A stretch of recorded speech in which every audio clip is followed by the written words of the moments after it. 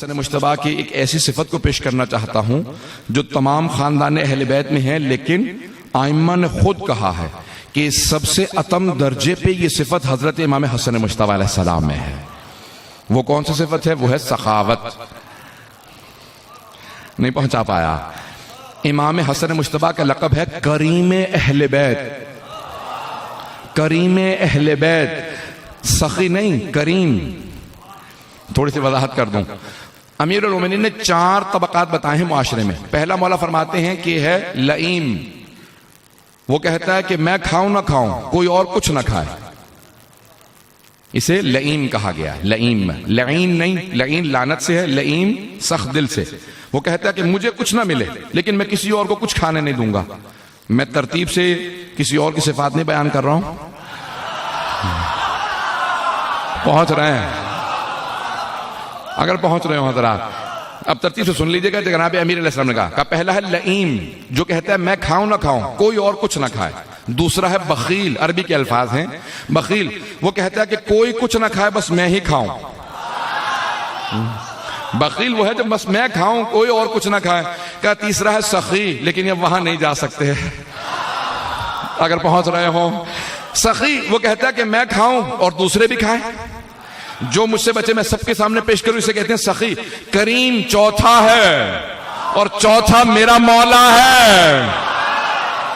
کریم وہ کہ جو خود کھائے نہ کھائے، کہ دوسرے کھاتے رہیں، میں بے شک خود نہ کھاؤں، اسے کہتے ہیں کریم۔ اب کریم اہل بیت امام حسن مجتبیٰ ہے۔ اللہ نے رسول خدا کو کریم کہا، علی مرتضیٰ کو کریم کہا، کہ ان 14 میں جو سب سے کریم ہے وہ حسن مجتبیٰ ہے۔ ائمہ نے کہا ہے کہ ہم میں سب سے کریم امام حسن مجتبیٰ۔ سنیں گے بات، سب کو ہضم ہو رہی ہے، بات پہنچ رہی ہے؟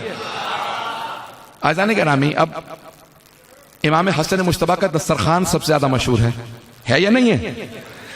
اگر کسی کے ہاں رزق میں تنگی ہو تو نظر کر لے امام حسن مجتبیٰ کی، کہ اگر رزق میں فراوانی ہوگی تو امام حسن مجتبیٰ کا دسترخوان کروں گا۔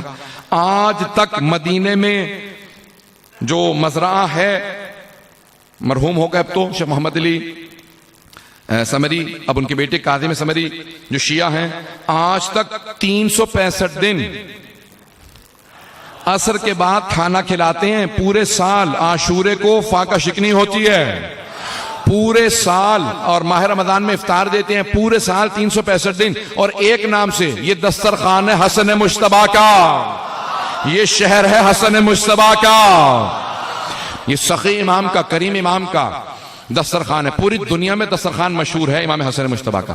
اچھا، اب معاویہ کو سب سے زیادہ تعجب اسی بات پہ ہوتا تھا کہ ہم نے فدق چھین لیا، ہم نے حکومت چھین لی، بیت المال چھین لیا، لیکن جب میں مدینے آتا ہوں حسن مجتبیٰ کا دسترخوان جاری۔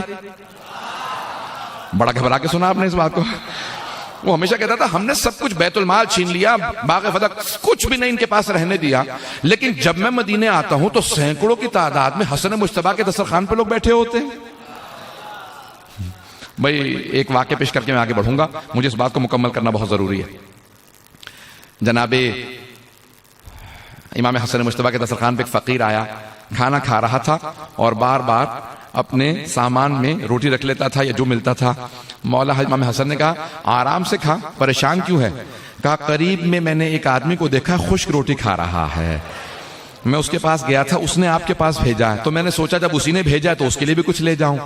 مولا فوراً مسکرائے، کہا کوئی علامت بتا؟ کہا اس کے جسم سے ویسی خوشبو آتی ہے جیسے آپ کے جسم سے آ رہے ہیں۔ خوشبو ویسی ہے جیسے آپ کے جسم سے، امام کی خاص خوشبو ہوتی ہے نا، کہ خوشبو ویسی ہی آتی ہے جیسے آپ کے جسم سے۔ مولا نے کہا ابھی بھی نہیں سمجھا؟ کہا کیا نہیں سمجھا؟ کہا یہ دسترخوان میرا نہیں انہی کا ہے۔ کہا یہ دسترخوان انہی کا ہے۔ کہا وہ کون ہے؟ کہا وہ میرے بابا ہیں، وہی تو مشکل کشا ہے۔